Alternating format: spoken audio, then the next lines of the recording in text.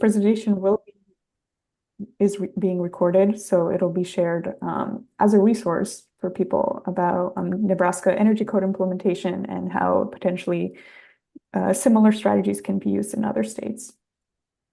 Thanks for joining us today. If you're here already, please feel free to introduce yourself in the chat and add your name, organization, and something exciting or challenging that you're working on in codes right now. Next slide. As a reminder, this is a fourth meeting of the State Implementation Technical Advisory Group, and this group strives to support statewide energy code implementation and collaboration between local and state jurisdictions when it comes to code implementation. My name is Lia Pabracilite. I'm with the National Association of State Energy Officials, and I'll be your main facilitator today. Next slide. NASEO is the only national nonprofit association for the energy offices from each of the 56 states and territories. We support the interests of the energy offices before Congress and the administration. And in addition to working on building energy codes, we also conduct research on various other energy topics, including energy generation, transportation, and others. As you can see on the right side of the slide, our board of directors includes representatives from all across the US. Next slide. So here's an overview of today's agenda. We plan on doing some welcomes and introductions at the beginning, and then we have 3 speakers today to talk about Nebraska Energy Code adoption and implementation and enforcement. Just to give some more background information, over the past few months, NASEO has been working on developing a case study on Nebraska Energy Code implementation and enforcement and energy code training. And the case study is in huge thanks to the 3 speakers that we have today. And that case study is planned to be published sometime in the next few months or so. So after the 3 speakers' presentations, we'll have an audience Q&A and breakout sessions. During those breakout sessions, we really want to hear, what do you want to hear more about in this state tag in 2025? And what would you like more detailed presentations or discussions about? After that, we'll go through wrap-up and next steps. And that'll be it for this session. Next slide. So here's a quick reintroduction of Ed Carley and I. We are the co-leads of this particular tag. Ed Carley is the Senior Program Director of NASEO, and I am a Senior Program Manager at NASEO. We both work with building energy codes and also other topics related to buildings and energy efficiency. Next slide. So as you probably know, this technical advisory group is part of the greater National Energy Codes Collaborative, which is led by ACEEE. As part of this collaborative, ACEEE and partners are establishing a nationwide network that empowers states and jurisdictions to effectively and sustainably implement updated building energy codes, driving innovation, and generating cross-functional resources through collaboration, technical assistance, and community engagement. This project is led by ACEEE, but includes partners including the Colorado Energy Office, New Jersey Board of Public Utilities, the Louisiana State Energy Office, and several other partners listed here in the bottom of the slide. Next slide. So this slide summarizes the goals of this working group or this technical advisory group. On the left-hand side, we see the goals, which include supporting state and local agencies with energy code implementation, exploring solutions to common code implementation challenges. And at the end of this tag, the organizers will create a collection of resources based on the meeting series takeaways and recommendations. In terms of the resource development goals, we plan to develop resources that support statewide energy code implementation. This will include compiling findings from past and current field studies and sharing trends in code compliance, sharing successes and lessons learned in state and local collaboration, and consolidating takeaways from existing circuit rider programs. The state implementation tag will meet about every 6 to 8 weeks, and the resources will be published by the end of 2025. And then what is your role as a tag member participant?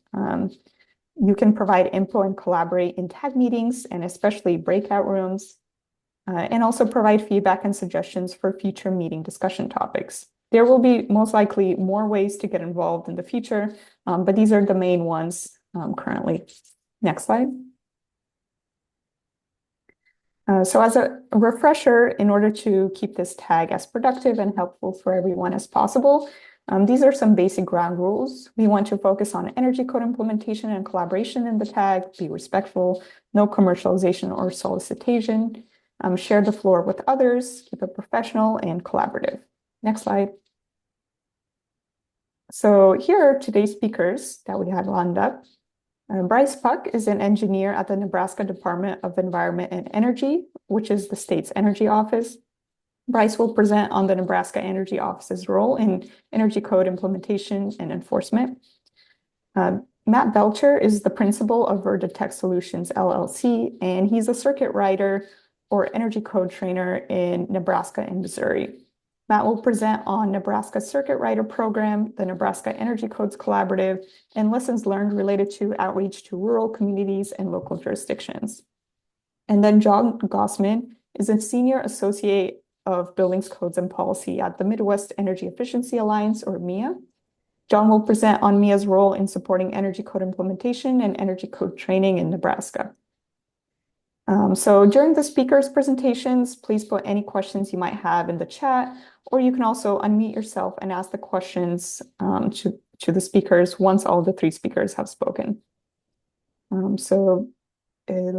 Let's move on to the first speaker, Bryce Puck, and let's hear what he has to say.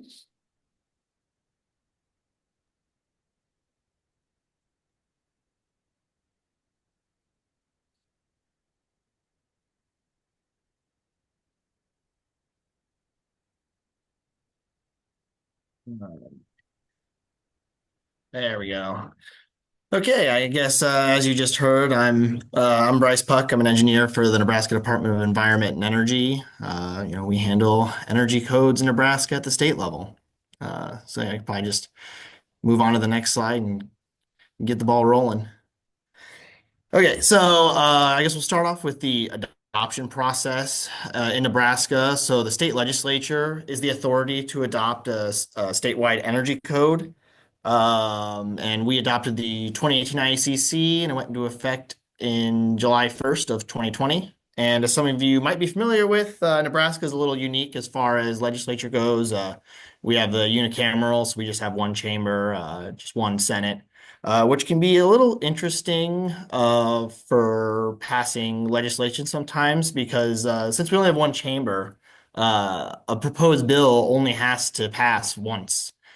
Which can kind of help get things passed in Nebraska, good and bad. It can't be like, for example, a House of Representatives proposes a bill and passes it, and it can't be then killed in the Senate later. I mean, once it's proposed and passed, it's live. It goes ahead, which can kind of lead to some interesting results in Nebraska, for better or for worse sometimes. But at any rate, our role as a state agency, as far as adoption goes, is pretty minimal. We supply information primarily through the form of the energy impact study that we get from Vandermuster Design. Dr. Amy Musser is our main point of contact there. She was a professor at the University of Nebraska-Lincoln prior to her position at Vandermuster Design out in North Carolina.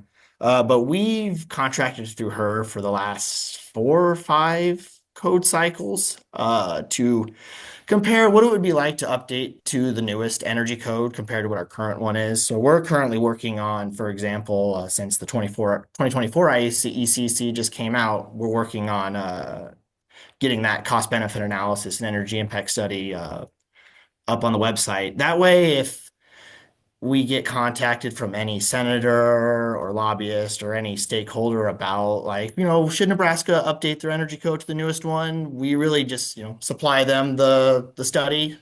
It usually, the way we do it is we have a couple different house designs and we put it in some simulation software. I believe she uses Ecotrope uh, to simulate the energy savings from moving to the 2018 code to the newest code and different areas throughout Nebraska. Even though we're all one climate zone, uh, there's differences between different areas in Nebraska, especially when you get into the Panhandle. It's technically 5A, but it does get a little drier out west. I mean, they're 2,000 feet higher above sea level than the eastern half of the state. But at any rate, that's really of the extent of our role in the adoption process. It's really just informational, and we'll move on to the next slide. So I guess we'll talk about the energy code's applicability. It's pretty straightforward, I guess. The Nebraska Energy Code applies to all buildings constructed in Nebraska, new constructions, additions, or renovations. We define renovations as alterations that will cost more than 50% of the replacement cost of the building. We usually tell people to go off like the insurance estimated cost for replacing the building if it burned down, what they would get paid out. So if whatever you're doing is going to get past that threshold of 50% of the replacement cost, you have to meet the energy code. It's still an existing building, but you have to meet the energy code in that fashion. Low energy buildings, which off the top of my head is 3.4 BTUs per hour per square foot. Those are exempt from the energy code, and they're exempt in the energy code itself too, but it's also in our state law written that way. Mobile homes, manufactured homes, and modular housing are exempt as well. They have their own set of rules and standards and regulations that they follow, and different government agencies handle those. So we don't really deal with those whatsoever at the NDEE specifically. State funded new construction has to have the plans reviewed ahead of time before receiving funding. Those are the only plans we review ahead of time at the state level. Everything else that's not state funded, as far as plan review goes, that is handled at the local level, whether it be the county, city, village. Those local building offices will handle plan reviews. They'll get the res checks in and all that, and have people sign off there. So we don't handle any of that. We don't have the staff for that, quite frankly. But yeah, I guess we'll move on then to the next slide, which is code enforcement in Nebraska. So us, the NDEE, and local code authorities may conduct inspections to enforce the Nebraska Energy Code or an equivalent code. Typically, the local code authorities handle all of the energy code inspections during construction. We can come out during construction if needed. Primarily, our role as an enforcement body at the state level is after construction, but if a home's being built and someone complains and say it's their builder is doing something they don't like and they don't think it complies with the energy code, we can maybe come out during construction. But we don't regularly go out and inspect. We kind of trust and rely on the local code officials to handle inspections as far as during the construction process. Again, I mean, and the energy side of things at the NDEE, there's 12 of us. And of those of us that handle codes, there's only 2 of us. So we don't really have the manpower nor the funding to do anything like that. And that's just kind of the way Nebraska's set up. It's more of a handled at the local level. However, so after construction, homeowners or building owners within 2 years of first occupancy, they can submit a written request to us to come out and perform an inspection and order corrective measures. So the way that process typically goes, and this is our main avenue that we usually explore as far as enforcement at the state level, is we'll get a call or an email from someone saying, hey, I don't think my house complies with the energy code, and I got excessive frost buildup around my windows, my basement's not insulated, whatever their problem is, they'll call us and call me really. And we'll kind of talk them through it, and they might send us some pictures. And what we usually try to do is have the homeowner then talk to the builder after talking to us and say, hey, I want you to fix these things because they should have been done in the first place. And if they're not fixed, I'm going to have the energy office come out and do an inspection and write a report. And most of the time, the builders just fix things there and it doesn't go any further than that, which we prefer. We prefer for them to be able to handle it and not have to go through this process. We will, but we prefer, and I think the homeowners and the builders also prefer this route as well. But if they still won't do it, we'll go out, we'll do the inspection. We'll inspect to the state energy code, in the state energy code only, and we'll get into like local codes here in a little bit and kind of how that they interact with the state energy code.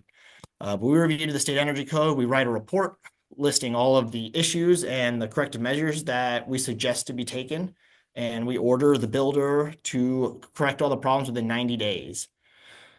Uh, Unfortunately, that's about as far as we can go, and there's additional avenues that can be gone down that I'll bring up later, but for the most part, that's about it. That does not stop a homeowner for suing the builder for civil damages in civil court. They can still sue the builder even if they go through this process. So yeah, that's really the bulk of how we handle enforcement at the state level. There's some other things we can do, but again, there's only a couple of us here. So we really do rely on builders and contractors and the local code officials to enforce the code. And a lot of them are trying and getting better or doing very well. We have issues in some areas, but it's just kind of what happens with all the different building offices out there. And then as far as rural areas go, if there's no other code authority, then we are the code authority for that area. And that can kind of make things a little dicey. And it's really one of the bigger areas of improvement I'd say we need in Nebraska, just because it's kind of the Wild West out there sometimes. So there's no one checking. You're really kind of relying on the builder, and legally the builder is supposed to build to the state energy code. But if you don't have any inspections going on, you don't know what you're going to get sometimes. So we run into problems in that way. And a lot of the complaints we do get are from people in newer builds in rural areas. Let's go to the next slide, please. Okay, so local codes. So this is the fun part. So any county, city, or village may adopt and enforce a local energy code. In state law, it says that the local code must meet or exceed the Nebraska Energy Code. It cannot result in greater energy consumption than strict application of the Nebraska Energy Code. So that's also why when we go out and do our inspections, when we receive complaints, uh, we really just inspect the state energy code, mostly because we're legally obligated to do so, but also if their local code is truly equivalent or greater than the state energy code, it should pass the state energy code on its own. That's just kind of how that works logically. So the part that gets kind of tricky is there is a provision in state law that says local code authorities may waive specific requirements if they're not economically justified. The weird thing with that is it kind of depends how you read it, and we get some drama sometimes with what cities can and can't do as far as amending the code goes. So there's a review process where they'll submit like, hey, this is what we want to change in the code and this is why. And we will email them back, send information back saying, we don't think this works because of this, we like this, whatever. And then they'll email us back saying, hey, this is what we've done to address your complaints. And then that's the process written in law. And it kind of just stops there. There's no like, the local code authority has to get approval from the state. It doesn't say it like that. So we kind of get some people trying to do their own things. They kind of go through the motions and try to do their own things. However, we warn everyone that we talk to about this is if we come out and do inspections, whether it's because a homeowner asks us to or otherwise, we will inspect to the state energy code because your code should be equivalent or greater than the state energy code. We will write a report and we will order fixes and changes to be made if necessary. And it will be expensive, a lot more expensive than getting it fixed when it's lines on a paper than, concrete poured in the ground and studs nailed to the concrete. So, and a the thing with the economically justified specific requirements or not economically justified, it depends on how you read the law too. I mean, it says local energy code, and in every instance, the definition of a local energy code, uh, as far as the law is concerned, is a code that meets or exceeds the Nebraska Energy Code. So some people read it as you still have to exceed the energy code somehow. You can just maybe take one thing out but make up for it in another place. Obviously, that can be a little tricky to prove. And there's definitely it's not the most well-written law ever. And that's why you'll see in Nebraska, you can go to a lot of different building offices, websites right now and look at their local codes, and you will see things amended out of the code. But again, like I said, if we have to come out there and do an inspection, it doesn't matter what your local energy code said. It's the state energy code applies to all, or an equivalent code applies to all buildings in Nebraska, all new buildings in Nebraska. So, yeah, that's all I'll say about that again. So we'll move on one more slide. Okay, and just a few other topics too. So this kind of comes back to the inspection and report that we make. So the only step after that, as far as the state, is technically speaking, it's a crime to build a building and not comply with the energy code. However, it's a class 4 misdemeanor, and the max penalty for a class 4 misdemeanor in Nebraska is a $500 fine and no imprisonment. So, I mean, if the builder's saving $3,000 cutting corners, they're probably not too worried about a $500 fine. And that's assuming that the state goes after them to charge them criminally, which to my knowledge hasn't happened, and if it's ever happened in a long time. So it's there, but unless they're just building hundreds of houses and doing it to all of them, I doubt it's something that would ever actually happen. Then a few other laws that we have, they're kind of miscellaneous as far as state requirements goes. There's a statute for the NDE to produce manuals, charts, and pamphlets to assist contractors in complying with the code. We have a couple different items that we have. And then obviously we direct people to the 2018 IACC digital version. That's just on the internet for free if they need to look at the full code. We have a couple fact sheets and like reference sheets on how to comply with common issues that we have in Nebraska. And we've distributed these things around, and we're getting a new website soon, and hopefully we have the newer version up on the new website here next month or the month after. So yeah, stay tuned for that, I guess, if you're interested after this. But I guess next bullet point, we're required to establish a technical assistance training program for initial assistance upon adoption of the new Nebraska Energy Code. So we did a few trainings on our own before we adopted the code in 2020, but since then we've been partnering with MIA to do energy code training program that's been going on for the past 4 years here to also help fulfill that requirement of the state. And you will hear plenty more about that here soon. And I guess the last thing I'll touch on is just for people's information, just common issues we have in Nebraska with compliance is really basement wall insulation.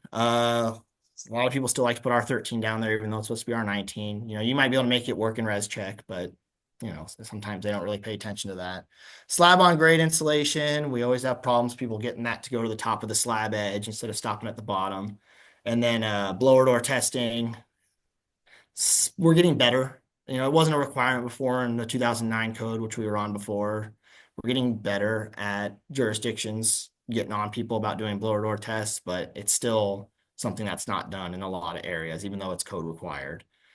Mechanical ventilation, that's another one that's, the whole home continuous fresh air requirements really aren't being met in a lot of jurisdictions, unfortunately. And it's something we write up about when we go doing our inspections, but there's only so much we can do at the state level. And then, like everywhere else in the country, HVAC sizing, too big of air conditioners, oversized air conditioners, undersized ductwork. Everywhere's got that problem. We're getting better at it, but it's still, a never-ending battle. And that's all I got really for kind of what we do as far as code enforcement and applicability in Nebraska. Great. Thanks, Bryce. That was really interesting to hear more about enforcement. I'll pass the mic on to John Gossman from MIA. He will talk more about MIA's role in Nebraska Energy Codes. Great. Thanks. Hi, everyone. Yeah, my name is John Gossman. I am a senior associate on the Building Codes and Policy team here at the Midwest Energy Efficiency Alliance. I'm going to talk a little bit about the implementation of Nebraska Energy Code, as well as the trainings that's happened since, and then a little bit about the collaborative as well. So you can go ahead and advance the slide. So a little bit about the Midwest Energy Efficiency Alliance. We are known as a regional energy efficiency organization, or a REO. We're one of 6 REOs that cover the entire United States. And as the name implies, we are the representative for the Midwest, a 13-state region in the Midwest, and we also do a little bit of work in Alaska as well. So the team that I'm on, the Building Codes and Policy team. So what we do is help with the advancement of energy codes, as well as the compliance of energy codes, because we're well aware that with a new code adoption, that it brings its own set of difficulties. So we want to make sure we have a good connection with builders and developers and code officials to make sure that they know how to interpret the new code accordingly. So you can go ahead and advance the slide. So Bryce covered this a little bit. So Nebraska is currently on the 2018 IECC, which was adopted in 2020. They advanced from the 2009 IECC, so there was quite a big jump there. Again, the energy code can only be changed by the state legislature, and local jurisdictions are required to adopt the NEC or another code that is determined to be at least as energy efficient as the NEC. And as Bryce touched on, there are some loopholes or some ways to kind of skirt that a little bit that we have discussed kind of internally about how we can possibly prevent that from happening in the next code cycle, as opposed to possibly advancing to a newer energy code, but just make sure that the compliance with the current energy code is actually being met. So but yeah, I'll say more on that later. You can go ahead and advance the slide. So MIA's role in the code adoption process in Nebraska, we helped organize a lot of entities. So at the time, the state HBA was a proponent, which is it can be surprising, as we know a lot of HBAs are against code advancement. So the state HBA was a proponent, whereas like the Omaha HBA was an opponent. So it just kind of depends on the HBA. Also, the local ASHRAE chapter was a big proponent as well. So we helped them kind of collect their information. We collected our own information, and so we presented that information at these legislative hearings. At the time, there weren't that many opponents, and we were kind of under the impression that might have been the case because they knew that they could possibly roll it back with the wording of the code. So really kind of surprisingly, there wasn't that many opponents that spoke up, and the ones that did weren't necessarily that well prepared. So their arguments weren't that persuasive. Next slide. So the Energy Code training program, it's been going on since 2020. Previous training providers, so the State Energy Office was doing trainings for a while. Utilities as well. At the time, the utilities were facing a generation kind of constraint. So we were working with utilities on getting Energy Code trainings done to help kind of just flatten that demand curve a little bit. And then in 2020, we did get funding from the Department of Energy to create trainings. So we've created full long deep dive videos, like 10-minute long videos. We've done collaborations with community colleges. We've done duct and envelope tightness trainings so they can actually be verifiers themselves. We've done virtual trainings, which have been going on almost monthly for the last 4 years, and they still are going on. We actually had one yesterday, and those are always really well attended. And we're looking forward to actually having a longer runway than we thought with those. I'll touch on that later, but we did think the program was going to be ending July 2024, but we actually now have funding for the next 4 years to continue these in-person trainings and virtual trainings, and then some circuit rider stuff that Matt will talk more on later. But next slide. So the Energy Code Collaborative. So yeah, the goal of the collaborative is to improve compliance with the statewide energy code and address compliance issues, excuse me, in a neutral setting. So this was formed in 2013. It is, to my knowledge, the second oldest energy code collaborative in the nation. It started with this entity called the Building Codes Assistant Program, which had gotten funding from DOE to set up collaboratives across the United States. So they, along with the State Energy Office, invited MIA to be part of this creation of this collaborative. Over time, BCAP, as they were known, got less involved. I don't know if that was a funding thing or just they had different priorities, but MIA kind of took that place of being kind of the organizer of these collaboratives.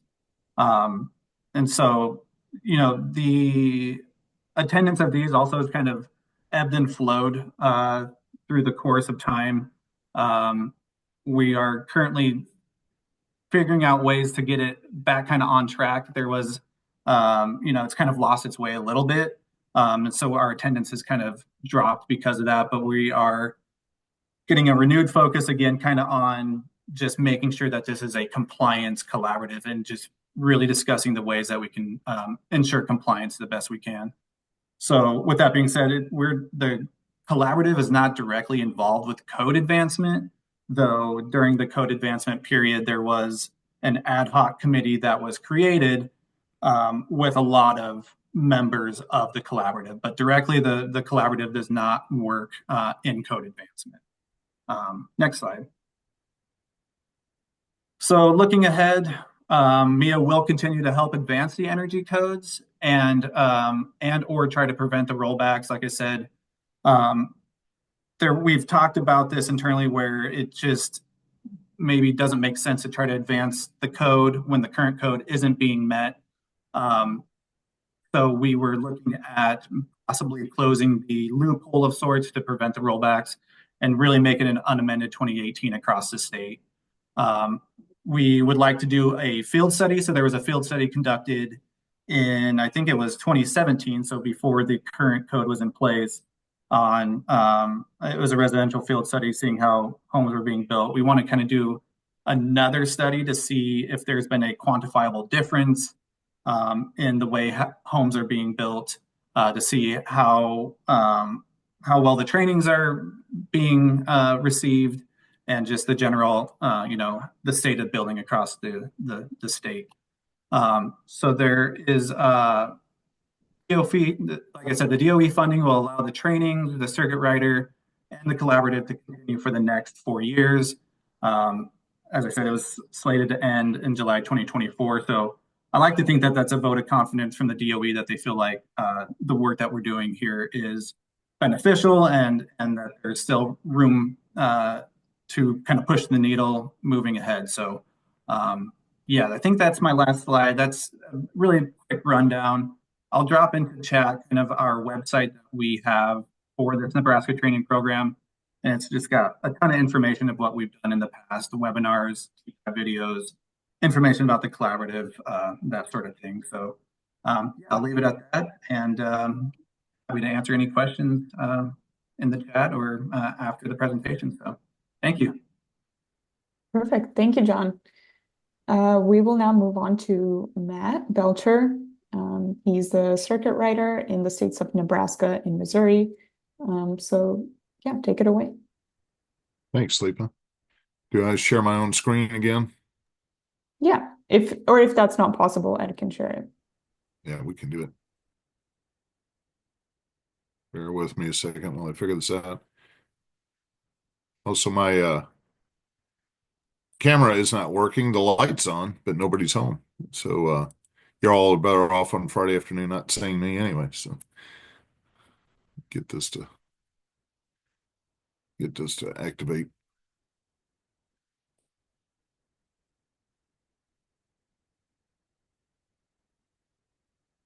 Well,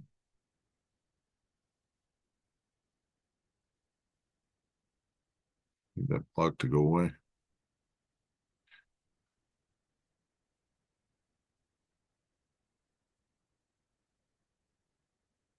Well, let's go with this way till it there we go. All right.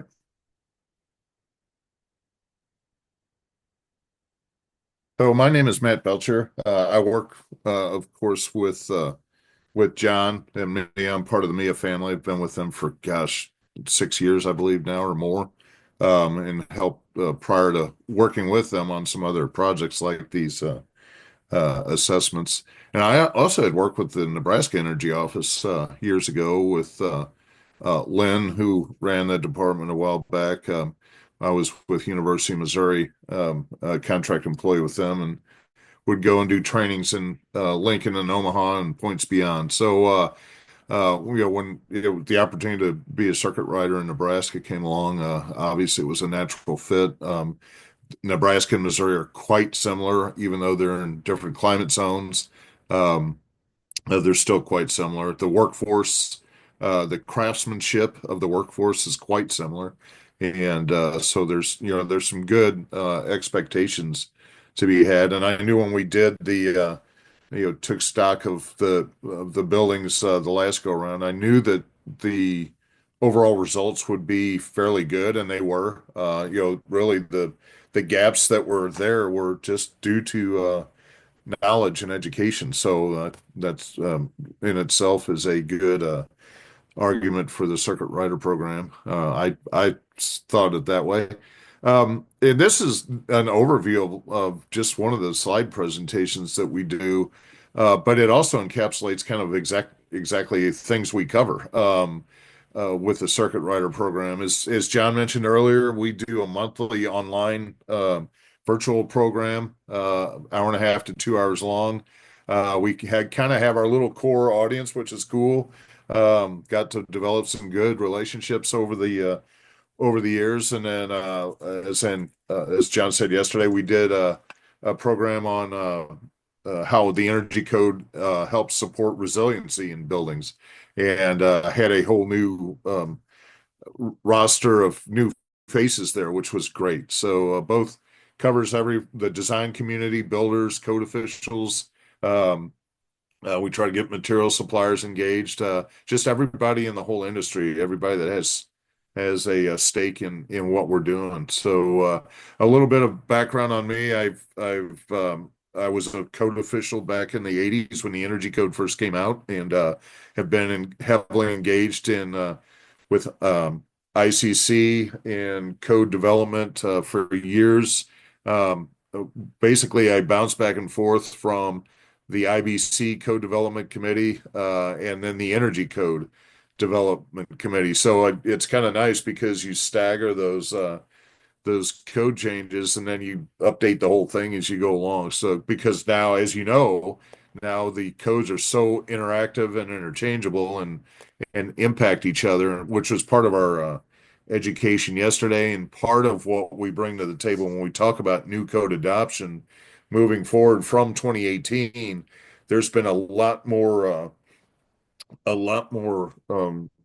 coordination between the whole family of codes just in the past 2 or 3 code cycles, mainly led by resiliency in construction. Obviously, the building code has had a lot of resiliency added to it from all the natural disasters we've had in the last couple of decades, especially. But it impacts all the codes, of course, into the energy code for resiliency. So when we do code updates, that's why it's a kind of a critical item to make sure all the codes get updated and we don't uh, update, say, the 24 IBC or IRC and then leave the energy code back at 2015 or the mechanical code back at 2015 for obvious reasons. So that's just part of the discussion we have in these trainings.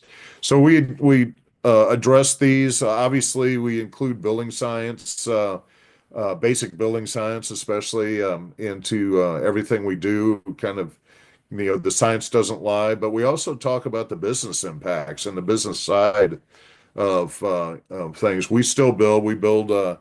We're pretty particular who we build for. We build well above code, net zero ready, resilient homes.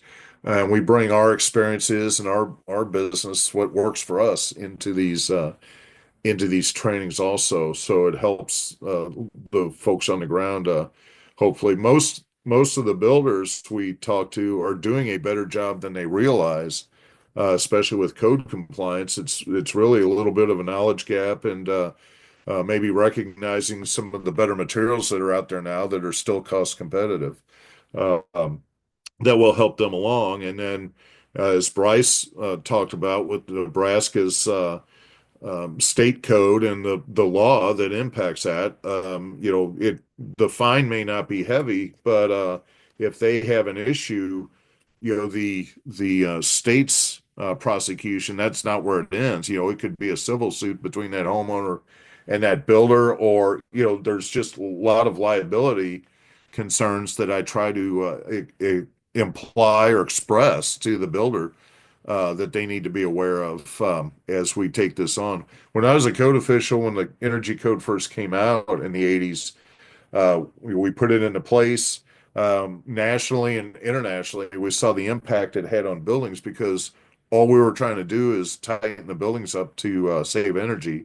Well, we created mold issues in homes that lasted well into the 90s, and new phenomenon in commercial buildings called sick building syndrome.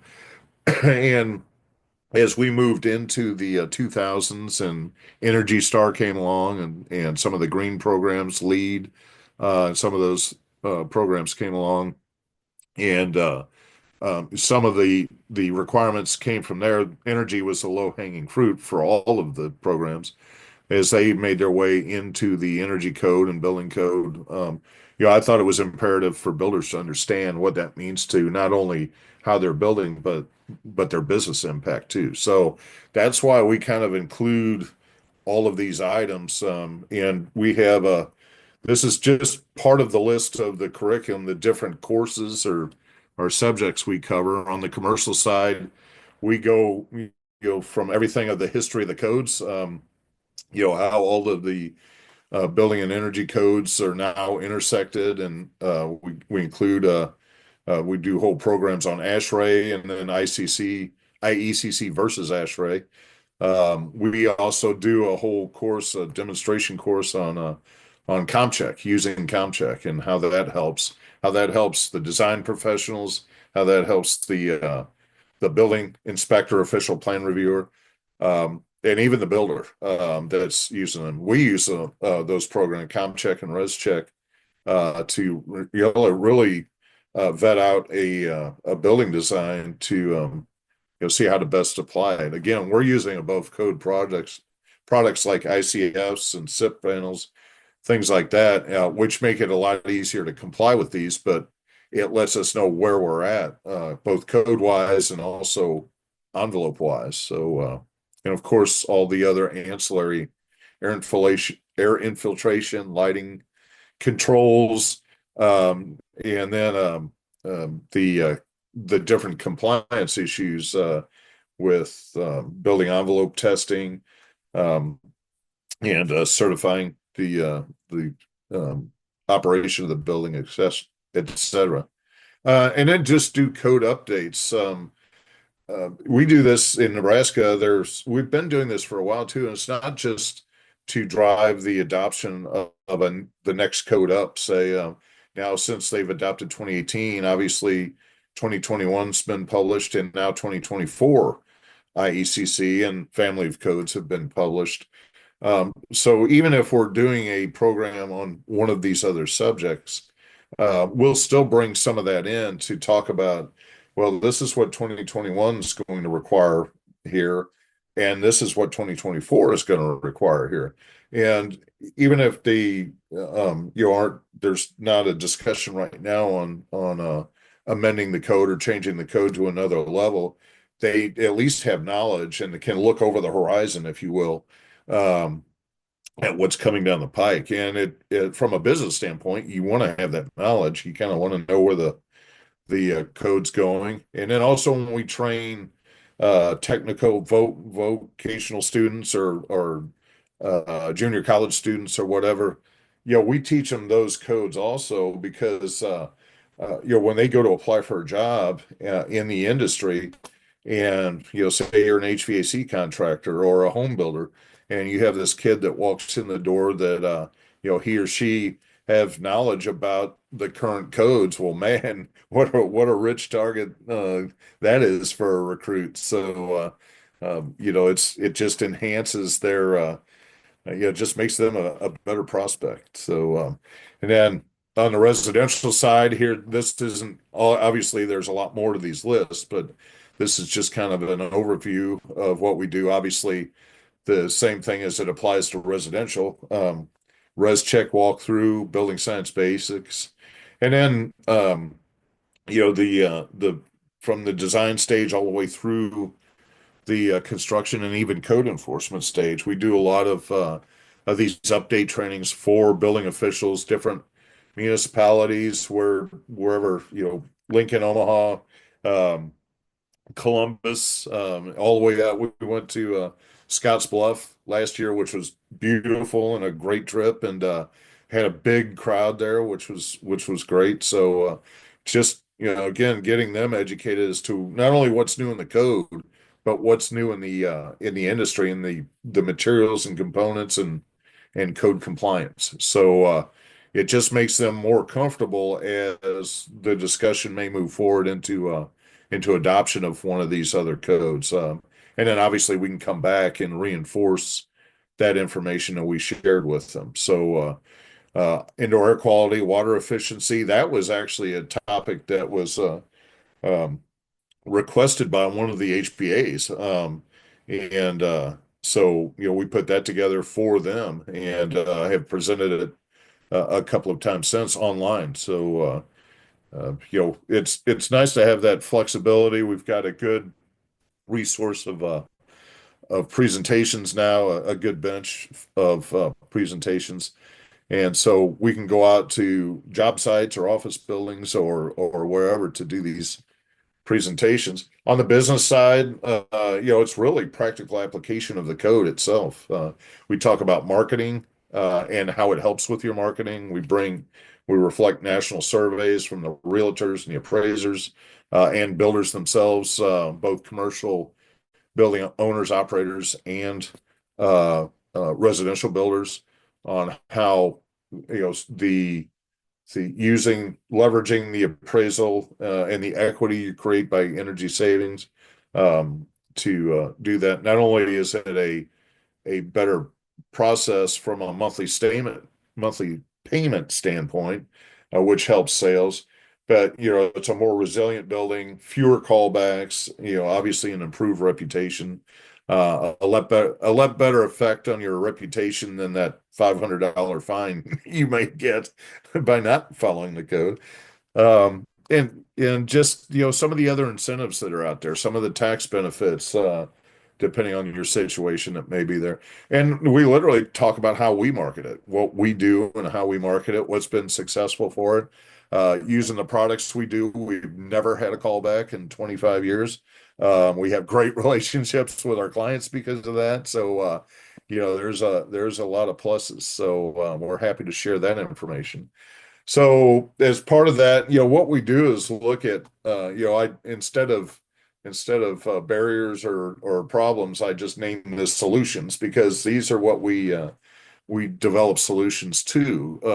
Obviously, most people in the industry just don't have time to research codes. Most of the time, they find out the code has changed when an inspector shows up on their job site and say, "Hey, we don't do it like this anymore." Which is a counter to the last bullet point, which is the we've always done it this way factor, which you have to overcome. Um, and of course, in busy times, which we've had some pretty good runs, most people are, just don't want to change.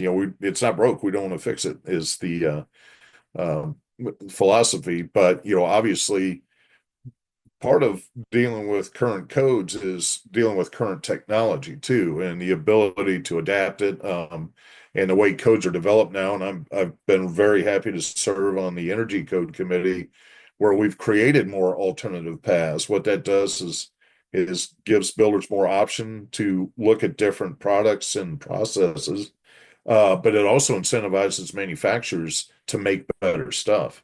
They know that, everything's just prescriptive. We're just going to make products that'll help you meet the code, the prescriptive code. But if you want to do something that's advanced, it's kind of at your own risk. But having those alternative paths mitigates that risk for them, and they can create, be a little bit more research oriented and come up with these better products. So the things we have to build with today are much better than they are just 10 years ago. So there's a lot to be said for that. Obviously, fear of change. Change is, I always say, is the biggest four-letter word in the building industry. It's hard to do that. The bigger the builder you are, if you're a production home builder, it's hard to change. You're a manufacturer out on scattered sites. It's hard to shut down and retool your assembly line. Plus, you're at the mercy of a salesperson out in a display house on the weekend selling what you may not know what the cost is to build. So there's a lot of nervousness about that. But talking about those business impacts and those opportunities, and that code levels the playing field for everybody. That kind of helps alleviate a lot of that fear and change. Knowledge obviously is power when it comes to having that getting rid of that fear and the fear of change, etc. Adopting every code cycle is difficult. Most municipalities, even when I was a code official, most typically do every other code change. It's hard to train your plan review staff and inspection staff and so on, every 3 years or so, 3 or 4 years. So they'll put it off. But what that does also is it postpones those changes. If you adopt the code, or if you adopt it with amendments, especially heavily amended the code, and wait 6 years, then you come to adopt the next newer code. Well, that's a bigger stretch yet. So going from the heavily amended code 6 years ago to the new code could be a bigger swing. So having the updated information as they move forward, I think is a key element too. And again, talking about knowledge of how close to compliance they already are, I think is motivating. And I'll talk about how we do that even in rural markets. The history of the Midwest, the workmanship, the craftsmanship is still there. Obviously, the workforce is starting to dwindle. But there's some really good vocational programs. We work with some vocational schools here in Missouri, giving students codes and standards education. Again, it makes them a much better. The vocational schools like it. They get a 2-year degree, but we work with ICC that has a certificate program. So as they study and complete modules and building code, energy code, mechanical code, they get certificates for that. Well, that's just kind of like, feathers on their diploma. So it makes them a better recruit when they go to work in the industry and go to look for a job. So obviously we've had a long relationship with the state energy office, myself, but also especially with Mia, we've had a great working relationship for years now, and supportive of each other, which is really good. I'm also I'm vice chair right now of National Association of Home Builders Codes and Standards Committee, and I've developed a relationship over many years with different state home builders associations, Nebraska, of course, being one of them.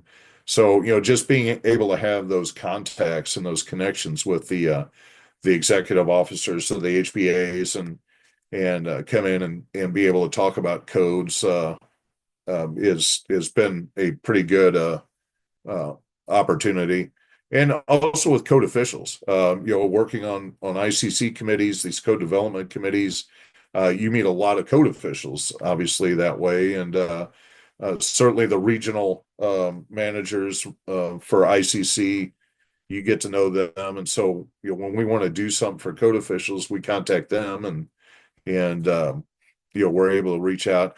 Plus, the trainings we do are continuing education. If they have ICC certification, they get CEUs for that. Also, we are able to give CEUs for if you're an AIA member, American Institute of Architects member. So that's also attractive too. That certainly helps with our online trainings also. We've done trainings with the ASHRAE chapters. They got one in Omaha and one in Lincoln. Very well populated chapters, which is great. So going in and doing training, and the thing I love about those trainings is in interaction, especially the live in-person training. It's the interaction. I tend to learn as much as I bring to it, of course, in those interactive trainings. So that's a good thing. I'm an AGC member, so, and there's obviously an AGC state chapter. So, they help spread the word of our commercial trainings. And I mentioned AIA and AIA Nebraska. So it just, what we've been trying to do is create more general awareness of the program and creating interest. Obviously, it's the cost is certainly attractive. My motto is if it's free, it's for me, and apparently a lot of others feel the same way. Yeah, but they're not just there just to sit there and get a couple hours of CEUs. They're interactive. Every one of the even online trainings that we give, we have a lot of questions and comments coming through the chat. So we just open the mics up, and I always solicit if we're touching on a subject and somebody in the audience has had experience with that or is going through it right now, open your mic up and let's talk about it, because that's the best learning opportunity there is for the rest of the group. So it's worked well. And then talking specifically about rural areas, with the circuit rider program, those relationships with the industry certainly help. Even in areas like Scotts Bluff, there's several areas in that general area there. And so, we did trainings. We had the best of all worlds is when you have code officials, builders, and design professionals all in that same room and that same training, because we talk about codes, but they talk to each other about codes and what's going on in that local community. So we'll do outreach through the industry to those rural areas, material suppliers. um, I've done that in Missouri. We've done that with wholesalers, because wholesalers, they'll sell lumber, building materials out to the mom and pop lumber yards that are scattered out in those rural areas. And I tell the wholesalers, look, tell them you have this guy that will come out there for free and even bring donuts. And that's why I have at the bottom, don't forget the donut factor. If they'll make coffee, we'll bring donuts, and invite their top 20 customers in and tell them to bring a friend, or their crew or whatever. And we'll do an hour or two right there in their lumber yard, and just talk about the codes, what the codes are doing, what they're for, what are they doing. Oh my gosh, that's you're code compliant in all these areas already. So it turns into a little discussion, which eventually turns into a relationship. So that's been really successful. And of course, the lumberyard owner loves having their clients in there, and maybe bringing some more in with them. So it's just that's a little PT Barnum thing, if you will. So, but it's worked pretty well both in Missouri and somewhat Nebraska.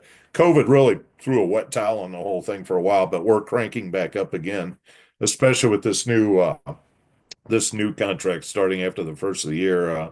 I'm kind of itching to get back up and do in-person trainings there this coming year. And then this is kind of excuse me, our key takeaway slide. I just put it in here because it's the same. Oops, excuse me. Just talking about, at the end of the presentation, we talk about the 2018, 21, 24 ICC has new requirements for duct sealing. These are all the things we've covered, what the changes are throughout those codes on all these basic things, table 402, and the insulations and R values and U values, things like that. And then, one last hit on building science. Moisture, I'm a builder. Moisture is my worst enemy, whether it's bulk moisture with rain or air vapor, um, moisture in the air, and controlling that. And then, you start with good design, then the envelope, and then the equipment you put in there, and how it all works together. So just in a quick little nutshell, that's what we cover. So, and that's my contact information and John's, and you certainly can get to me through John. John knows how to get me. So, happy to talk to anybody about anything. Thank you. Thanks, Matt. That was really informative. I want to make sure we get through some of the audience questions. I saw that Brianne asked, was there any particular reason the State Home Builder Association was supportive of the 2018 code adoption? And then I remember the Omaha Home Builder Association wasn't. And if you have any tips for engaging home builder associations. The Nebraska, from a national standpoint, let's say, Nebraska,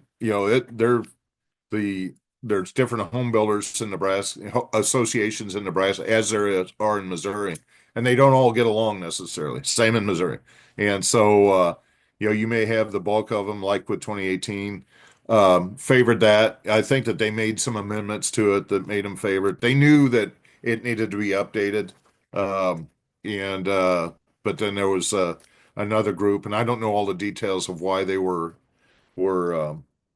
against that, but it happens from time to time. But I think the biggest way to get over that hurdle or that barrier is knowledge. What the code is. National Association of Home Builders. Nationally, what we've done in the last 2 years is we've put forward some policy changes and got them passed unanimously.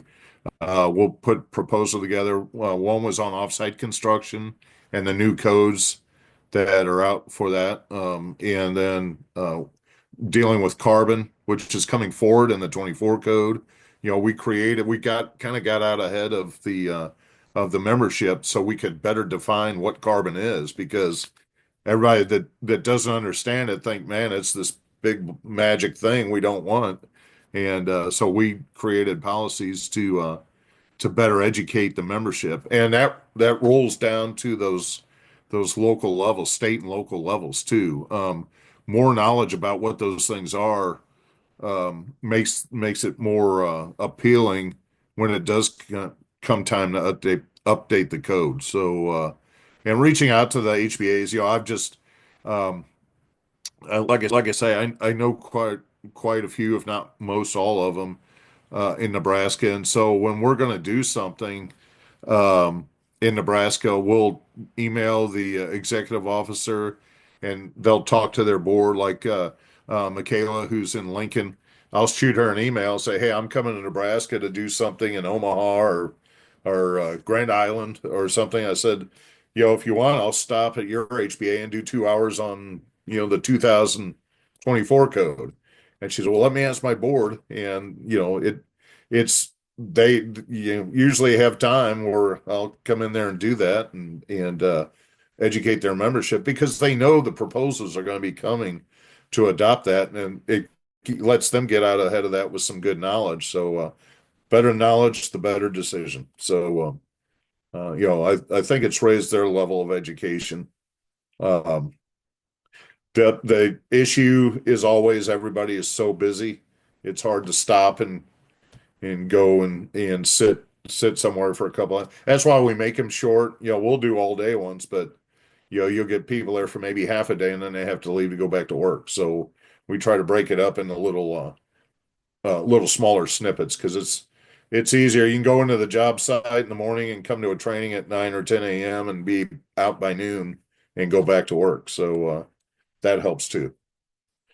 Thanks, Matt. And John, I'm not sure if you were also going to add something. And Matt, feel free to unshare your screen if you'd like. Oh, yeah, absolutely. I was actually going to try to maybe get whoever asked this question their contact information. I don't have as much institutional knowledge about the adoption process back in 2019. That was before my time, but I definitely can ask people that were around that time to see kind of what made the state HBA kind of proponent while the Omaha was an opponent. But I'm curious about that as well. I wish I had an answer for you right now.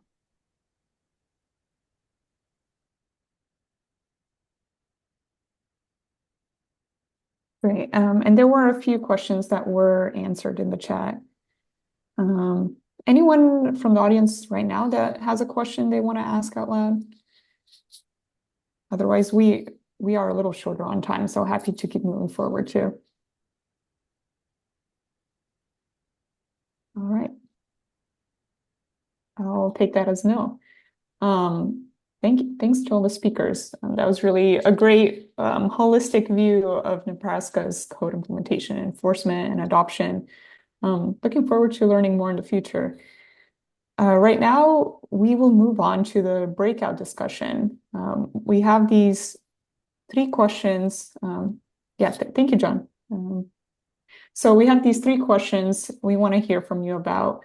What parts of today's session are most relevant to your work? Were there topics discussed in today's session that you would like to go more in depth on in future sessions, or that you would like more guidance on? And what topics would you like this tag to address in 2025? I will now assign you or attempt to assign you into 3 breakout rooms.